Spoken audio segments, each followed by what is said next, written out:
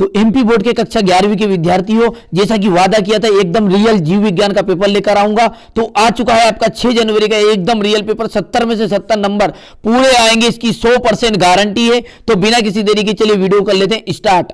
निम्नलिखित में से प्राकृतिक रूप से मिलने वाला पादप हार्मोन से नहीं है।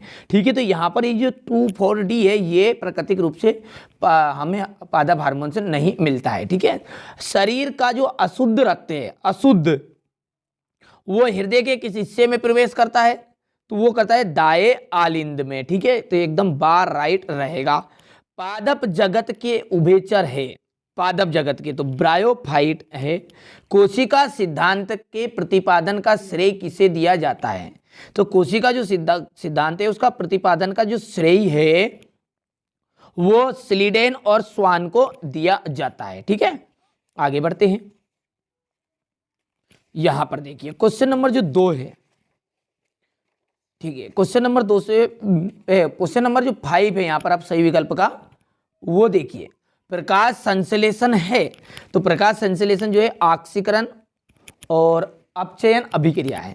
कोशिका भित्ति मुख्यतः बनी होती है, किसकी बनी होती है, सेल्यूलोज की बनी होती है। निम्नलिखित में से कौन सा एक ऊतक है, इनमें से कौन सा एक ऊतक है, तो भैया इसमें रक्त जो है एक प्रकार का ऊतक है। तो देखिए पहला जो रिक्त स्थान है यहां मैंने लिख दिया है। और कोशिका की खोज, देखिए कोशिका की खोज किसने की थी, रॉबर्ट हुक ने की थी। किसने की थी, रॉबर्ट हुक ने की थी। मास्ट कोशिकाएं रिक्त स्थान ऊतक में पाई जाती है, तो संयोजी ऊतक में पाई जाती है, संयोजी ऊतक में। किसमें पाई जाएगी, संयोजी ऊतक में।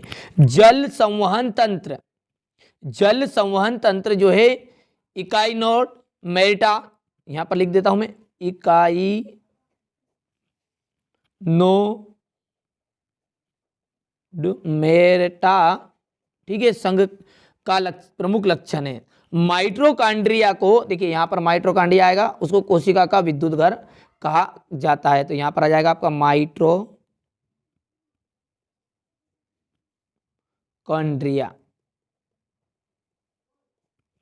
वयस्क मानव शरीर में कुल कितनी अस्थियां होती है, 206 अस्थियां होती है।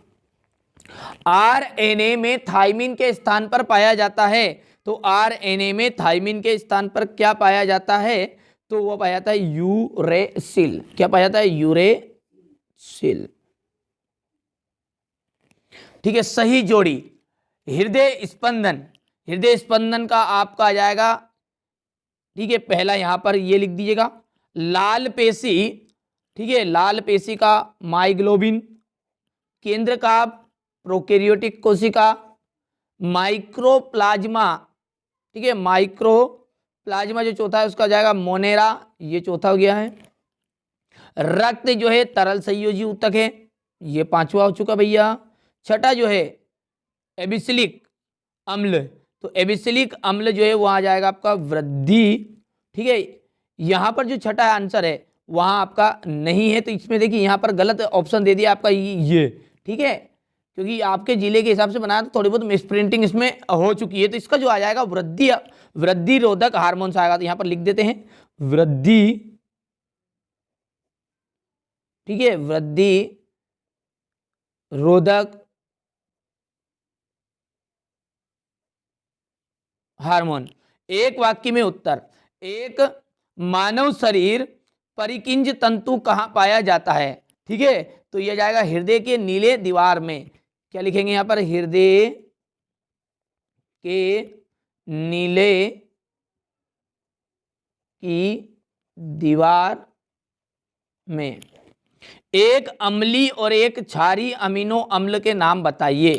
तो एक अम्ली, तो अम्ली जो है वह है ग्लूटेनिक अम्ल। यहां पर देखिए मैंने सारे के आंसर लिखे रखे हैं, यहां से आप इस बढ़िया से स्क्रीनशॉट लेते जाइएगा, लिखने में बहुत ज्यादा समय बर्बाद होगा। कपास के रेशे किस भाग के होते हैं, तो यहां पर बीज चोल के रेशे से। ठीक है, काकरोच का जंतु वैज्ञानिक नाम पेरीप्लेनेटा अमेरिकन। ठीक है, चलिए 5वां देखिए, C3 चक्र, C3 चक्र में बने प्रथम स्थायी उत्पाद का नाम, तो यहां पर PG है। और मानव शरीर की सबसे छोटी अस्थि का नाम जो है स्टेपीज, क्या है वो, स्टेपीज। और कोशिका सिद्धांत का प्रतिपादन किसने किया, स्लीडेन और स्वान ने। तो यहां से देखिए एक वाक्य का स्क्रीनशॉट आप ले सकते हैं, ठीक है।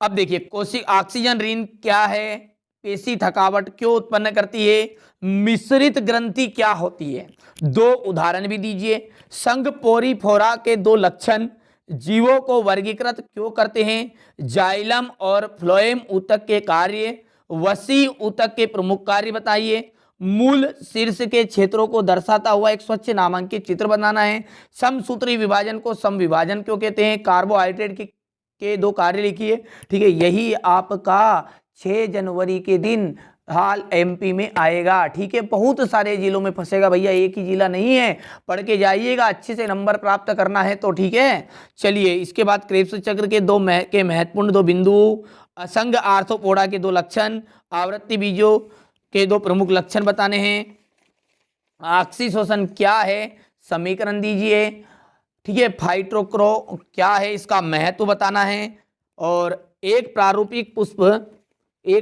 पुष्प का नामांकित चित्र बनाइए, ठीक है। एक बीजपत्री जड़ के अनुप्रस्थ काठ का नामांकित चित्र, पादप एवं जंतु कोशिका में प्रमुख अंतर, अस्थिल और उपास्थिल मछलियों में अंतर, एक बीजपत्री द्विबीजपत्री पौधों में अंतर, ठीक है। यहाँ पर देखिए मनुष्य के वृक्क की संरचना और ग्लाइकोसिस और क्रेब्स चक्र में 4 अंतर बताने हैं। देखिए जीव विज्ञान में सबसे ज्यादा अंतर आते हैं, ठीक है। वार्षिक परीक्षा में भी आपको देखने को मिलेंगे।